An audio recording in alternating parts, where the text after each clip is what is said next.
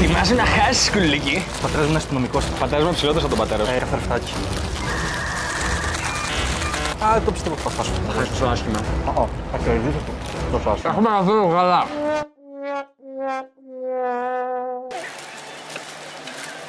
Θα νικήσω τόσο πολύ που θα πάω και από το δικό σου. Έχω 3 μέρες να φάω. Έχω 2 ώρες να φάω και θα σε νικήσω.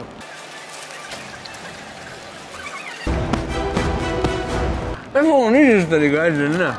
Είναι αρίστευιν. Πες λίγο. Είναι καλό. Θα κερδίσετε ένα χιλιάρικο.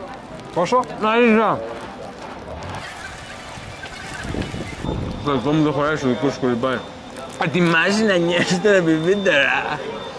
Συνέχισα να μιλάς από την τρώσω. Βολεύει. An idiot sandwich.